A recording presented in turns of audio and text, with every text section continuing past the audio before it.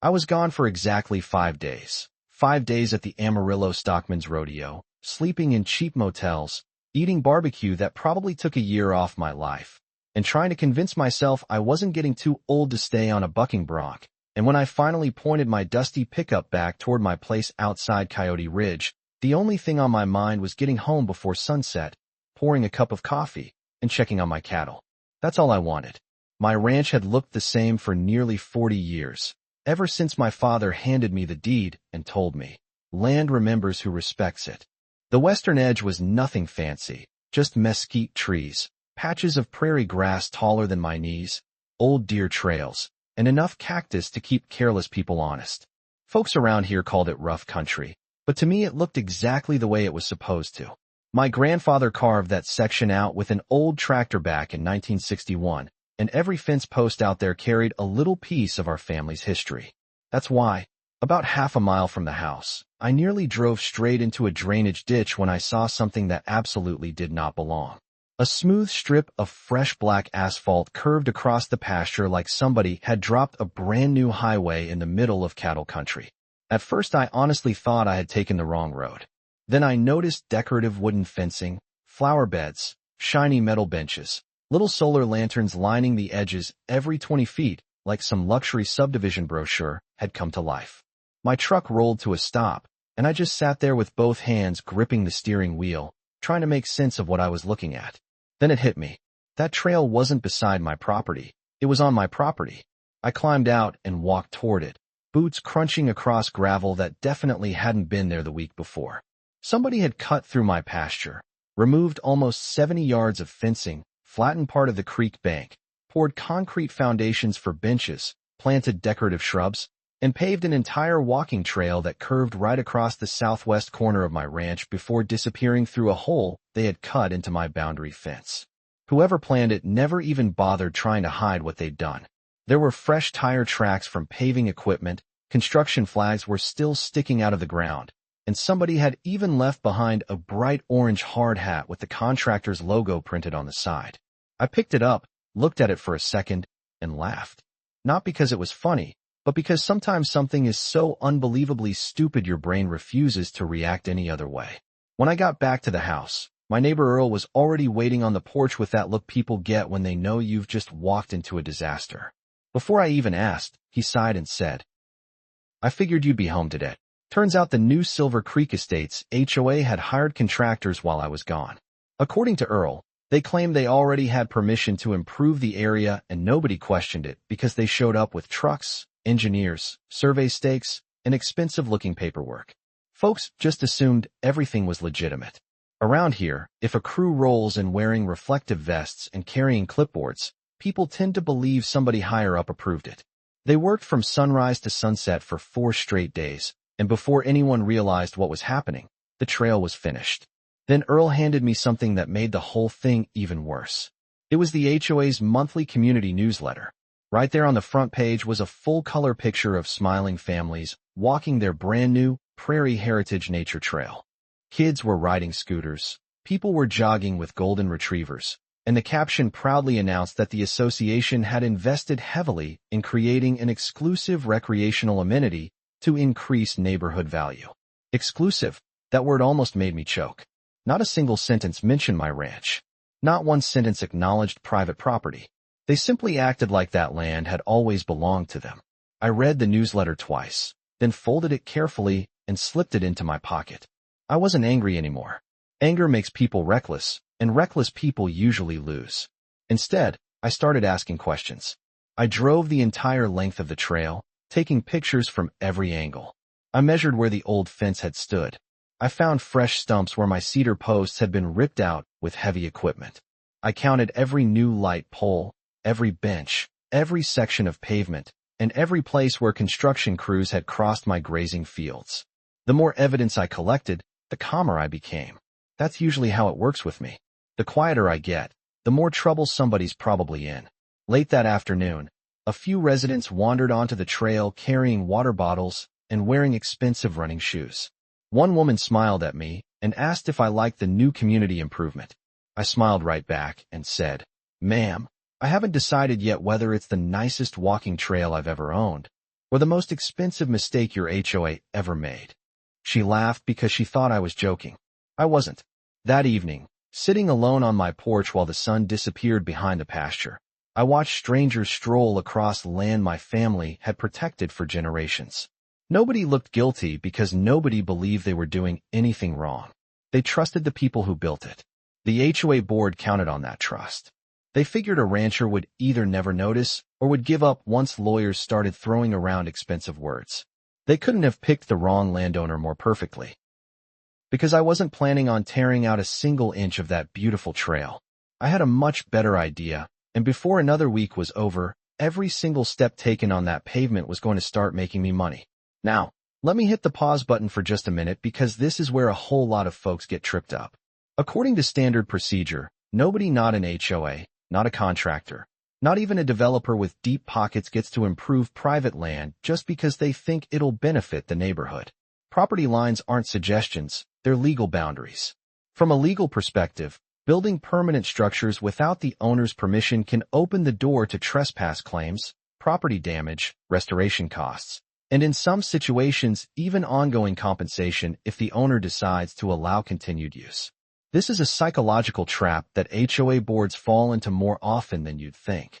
They spend enough money on a project that they convince themselves it's already theirs, figuring the actual owner won't want the hassle of fighting back. They're counting on frustration, they're counting on intimidation, and most of all, they're counting on silence.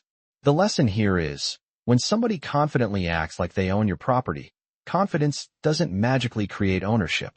Paperwork does, surveys do, and the law definitely does. Once I realized every inch of that fancy trail sat on my family's land, I stopped thinking about revenge and started thinking about business. The next morning, I wasn't standing in a courtroom. I was standing beside a county surveyor named Russell Hale, a man who'd been measuring property lines longer than some of those HOA board members had been alive. He didn't care about expensive neighborhoods, fancy newsletters, or emotional speeches. He cared about numbers, iron pins, and GPS coordinates. We spent almost 6 hours walking the western boundary of my ranch, driving fresh stakes, spraying bright orange paint on every marker, comparing old deeds with modern satellite records, and by the time we finished there wasn't a single question left. Every inch of that shiny walking trail sat inside my property line. Not most of it, not part of it, every last foot. Russell handed me a certified survey package, smiled, and said, "Looks like somebody built themselves a pretty expensive mistake." I thanked him, drove straight into town, and met with my attorney, Charles Benton. Charlie looked through the survey, flipped through the photographs I'd taken, and let out a slow whistle. "Well," he said, "if they wanted a legal headache, they sure ordered the deluxe edition. We prepared everything: trespass, unauthorized construction, destruction of fencing, restoration costs, lost use of grazing land, and attorney fees." We filed the paperwork that afternoon, but I wasn't in a hurry to drag anyone into court. I had another idea first. Back at the ranch, I installed a heavy steel ranch gate where the trail crossed my fence line.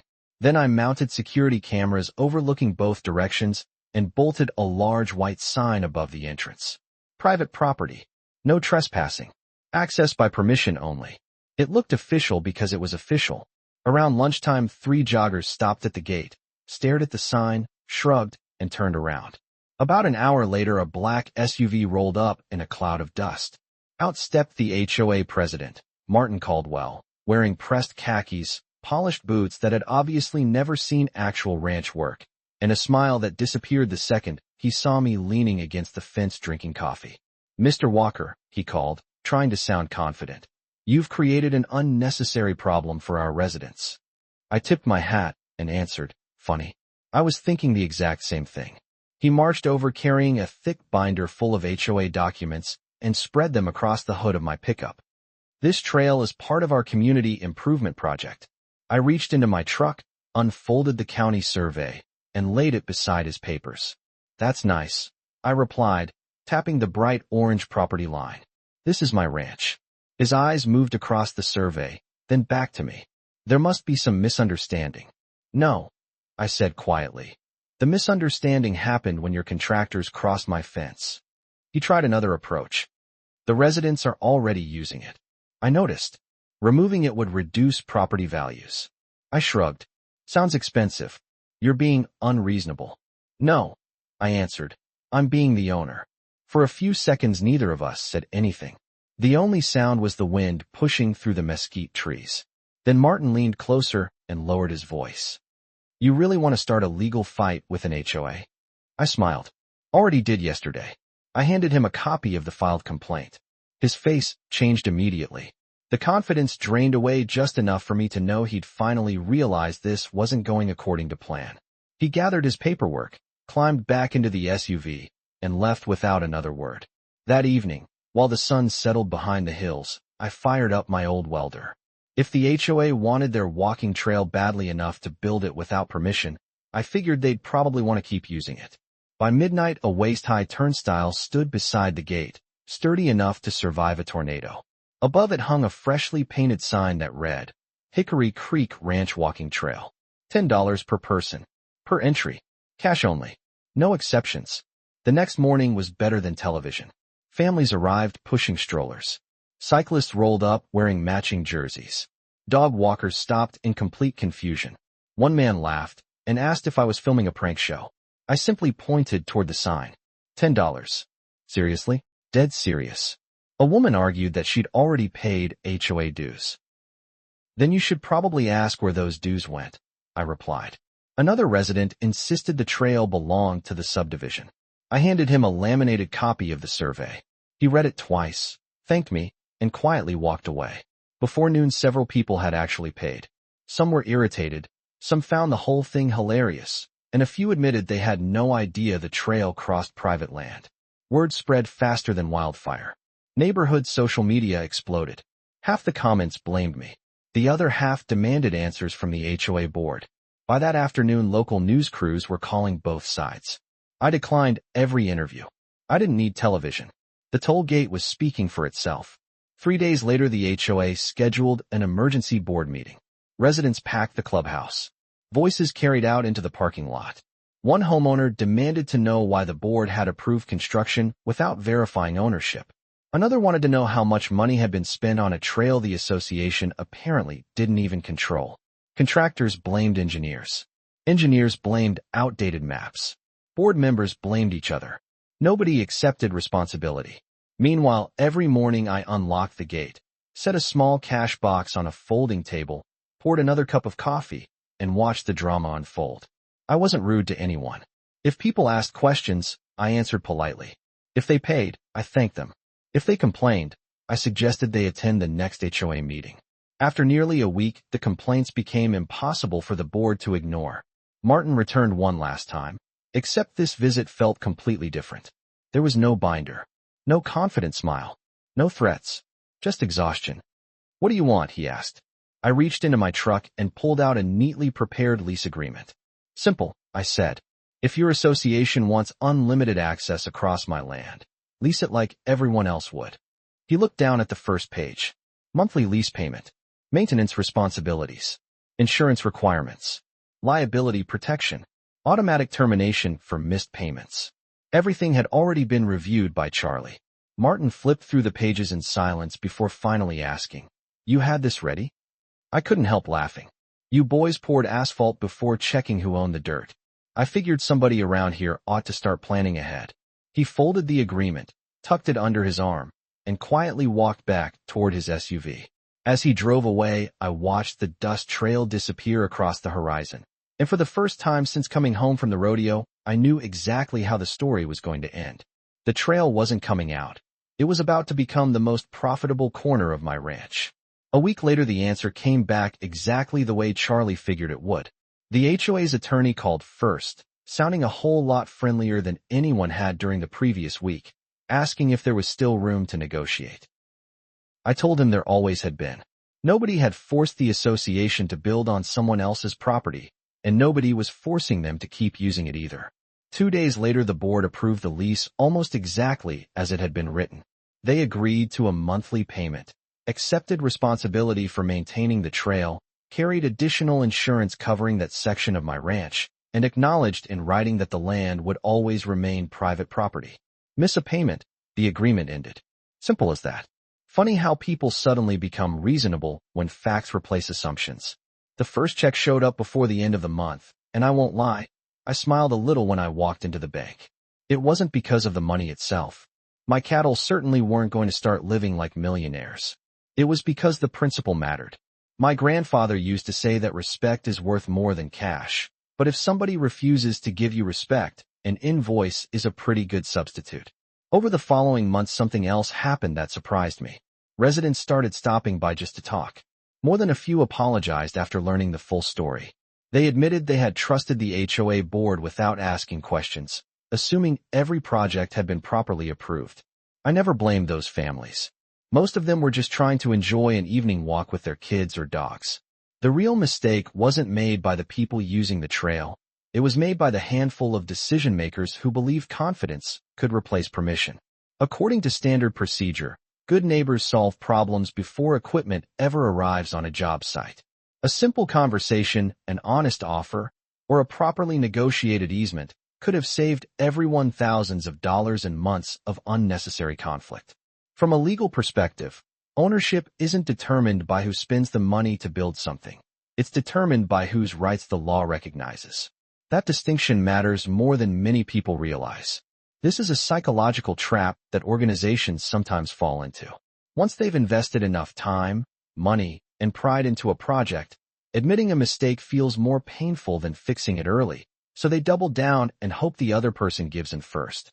More often than not, that's exactly how small disagreements become expensive battles. The lesson here is, standing up for your property doesn't always require yelling, threatening, or tearing things apart. Sometimes the smartest move is to stay patient, gather the facts, let the law do its job, and create a solution that protects your rights while reminding everyone else that accountability still matters. Every now and then I still drive past that corner of the ranch in the evening. Families are out walking, kids are laughing, dogs are pulling on their leashes, and the trail is finally being used the right way, under an agreement instead of an assumption. Honestly, I like it better that way. It reminds me that justice doesn't always look dramatic. Sometimes it looks like a signed contract, a monthly check, and the quiet satisfaction of knowing your family's land was respected in the end. So now I'm curious what you think. If you found yourself in the same situation, would you have demanded the trail be removed immediately, or would you have worked out a deal like this? Let me know down in the comments, because I'd love to hear how you would have handled it. And if you enjoyed this story, don't forget to like, subscribe, and stick around for the next one.